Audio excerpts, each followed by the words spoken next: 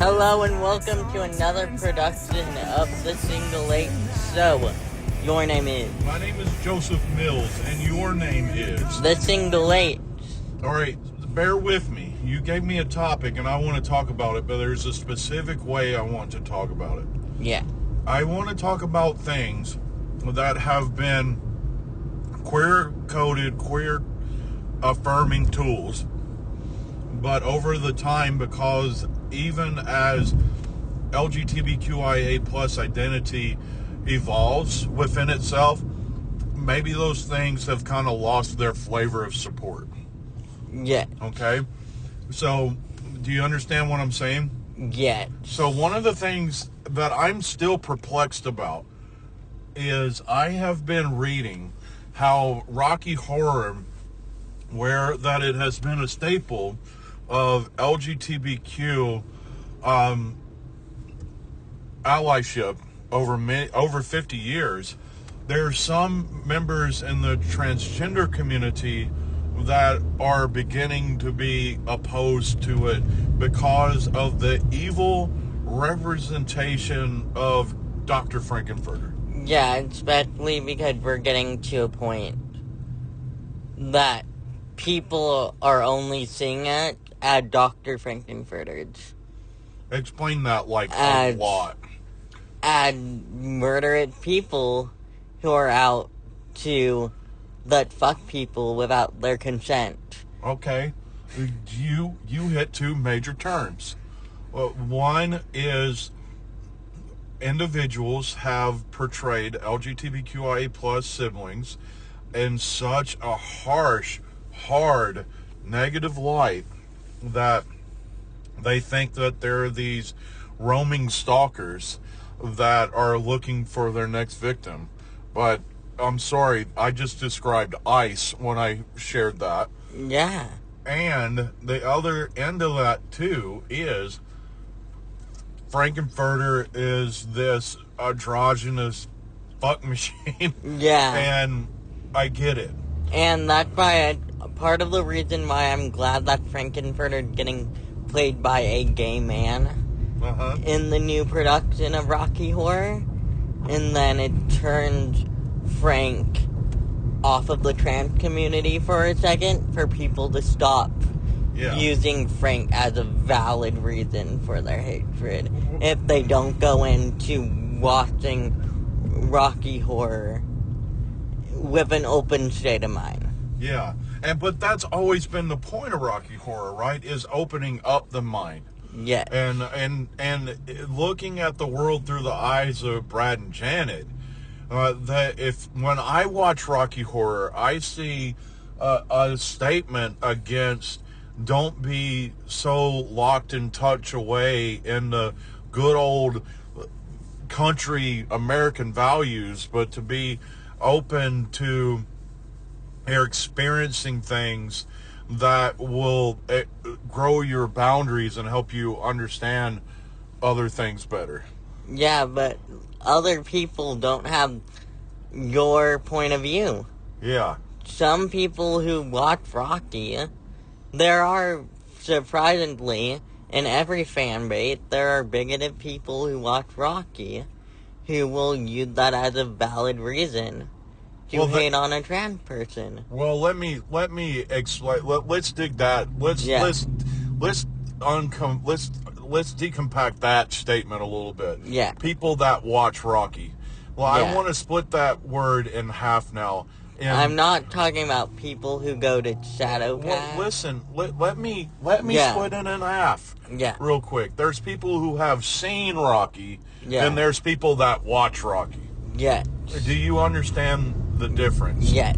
Okay, now you say what you just said. There's people who have seen Rocky who will use Frankenfurter as a valid reason. Yeah. And even at the end of it all, even Frank is this confused, misguided individual that's trying to repair something in their self. Yeah. Yeah, I believe that Frank would have they, them pronouns. Would you agree with that statement? I for me, believe that Frank used multiple. For me, Frank is a gender fluid individual. Yeah, I would definitely go with the gender fluid. I don't think they're even solid non-binary. Yeah. I think they're kind of like, they're fully like, fuck the binary. Yeah. Fully. One of the African-American LGBTQIA plus subjects that I've had in recent days was Langston Hughes. And Langston Hughes was explained as gender fluid. Yeah. Yeah, so that... And I'll do a quick definition. Gender fluid, basically, your gender will move up and down and will move to side on the spectrum. Yeah. Up and down, side to side. And that can be daily, it can be weekly, it changes, it for everyone. So yeah. Yeah. So help me decompress the Rocky Horror conversation a little bit further, because there are masses of people, the creatures of the night. There are masses of people that found freedom and understanding through Rocky Horror. It truly opened their eyes to see the world differently. But now there are some that would push against that. Now, you just said, because as the world looks at transgender as the predators looking for the next victim to screw, that's one reason. But is there other things about it that you have heard that's become sort of like this anti-tool instead of what I've known it as, is this moment of freedom for trans LGBTQ to don't dream it, be it? Because lovingly, the character of Frank leads on a lot of stereotypes of trans people. So is it just Frank? It is seriously mostly like Frank. At least for me. Yeah. That sometimes I do have time. That Rocky's a little bit hard to watch. Because sometimes I'm like, oh, nowadays, and with what's going on, the movies sometimes will only confirm it with Frank. So, like for an example, in the bedroom scene, yeah, Frank more or less rapes Brad and Janet. And arguably Rocky, that's off screen. Yeah, that's fair, arguably, because Rocky is this new being that has no understanding, so that's fair. Yeah. Arguably Rocky as well, because Frank is a sexual predator. Yeah. I can't even says appears to be. Frank is a sexual predator. That's why what I liked at Rick Kane's Shadowcast, you know how they do games during the dinner scene at ours? Yeah. They do games during the bedroom scenes at Rick Kane's because of the issue of non-consent. They distract from that at that moment. Cause that's the big that's the lead for me, something that I have a big problem with Rocky Horror. Yeah. That those scenes are when Rocky Horror shows its age a little bit. The sexual freedom of it really does. Yeah. And so Rocky never fit in its time frame. Yeah. And now it's showing the bad parts of its time frame with a huge magnifying glass that makes it hard to deal with now. Yes. Yeah, like, don't get me wrong, I love Rocky Horror. Yeah. It's that sometimes I'm like, oh, if this was written nowadays, that would be changed, and that would be changed. Well, that movie would not exist now. Yeah, it would be a self-produced porn movie is what it would be. Yeah, Rocky Horror would probably more focus on kind of highlighting how complicated all these characters are in their beliefs. Yeah. And we would probably still get songs in it, but it would more deal with, like, yo, let's all sit down for a little bit, and let's rip each other apart. Yeah. And let's show everyone the gore within every single belief system. Yeah. And we get that a little bit in the in the Rocky Horror Picture Show that we do have. Yeah. It does it through some not okay ways. Well, it rips apart religion completely. There is no God. But that's the other issue with that. Frank becomes the God figure creating this life that is there for him to screw around with. And anything that exists outside of him, it's something for him to screw around with. And believe me, there's a lot of people that deal with church trauma that would say, yeah, that's a religion that's screwed around with so many people, it's hard. Yeah. Yeah. And very much how, I mean this lovingly, sometimes Rocky Horror kind of forgets that these people are people now and then. Yeah. Like, I honestly kind of like in the American version of the Rocky Horror Picture Show, I kind of went like, oh, Bradshaw should be placed in here, because we don't really get a lot of humanizing of Brad. We do get a lot of that from Janet. Yeah. But it's kind of like, oh, Brad would never a human in this movie. Brad was a prop in this movie. Brad was a prop in this movie. He really does come across as a puppy dog that will just keep up with anything that shows him attention. Yes. Is how Brad really does come across in the movie. And don't get me wrong, Janet also falls into that box now and then during that movie. Well, but Janet also is the one that had the strongest way to kind of... Brad is not the one that breaks the mold. Janet Weiss is. Well, but and I think I see that as a good thing, though. Yeah, I'm getting that. Yeah, okay.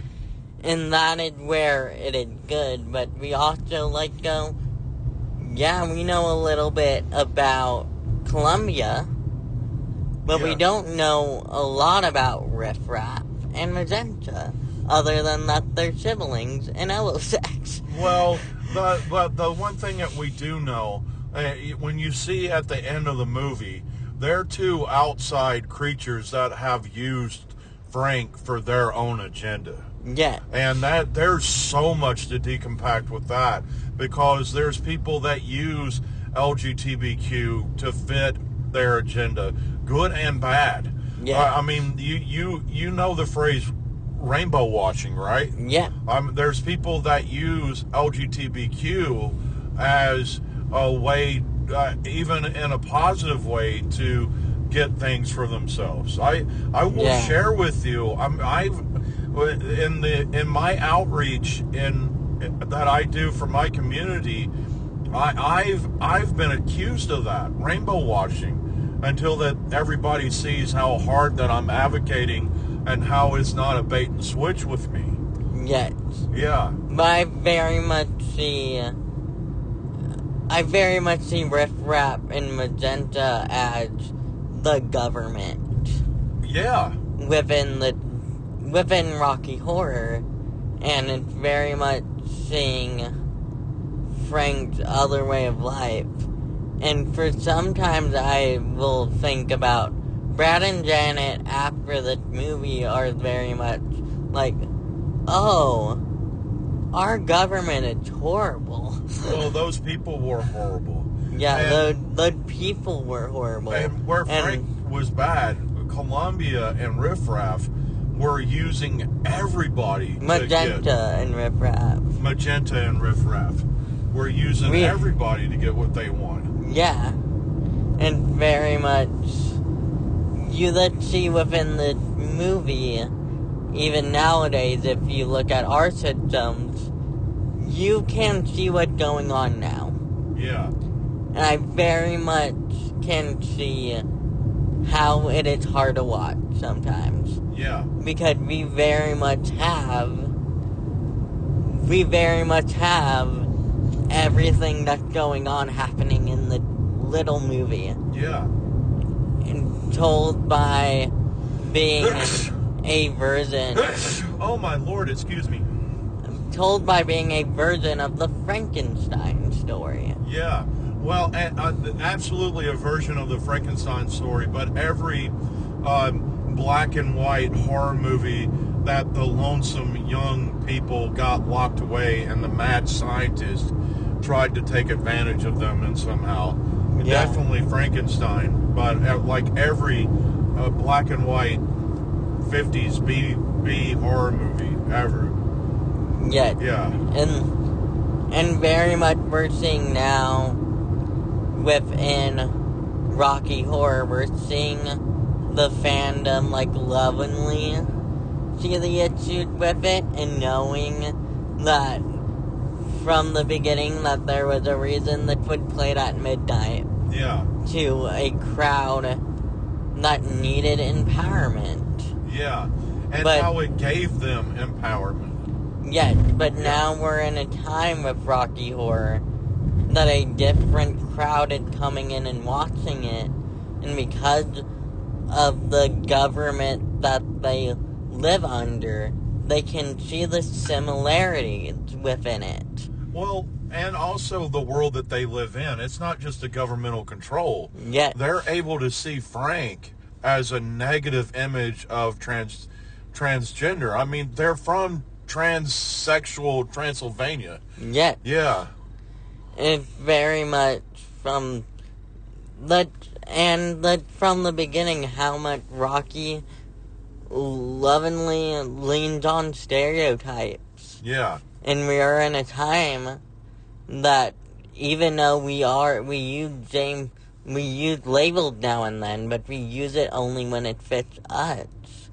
We're very, very much in Rocky Horror, it is very much going, here's this stereotype of a person, here's another stereotype of a person, sometimes, but within the idea of Frankenfurter and Brad and Janet, all three of these characters lean on stereotypes so hard that yet again they kind of lose the humanity within them. But that is also a main teaching tool of shock teaching.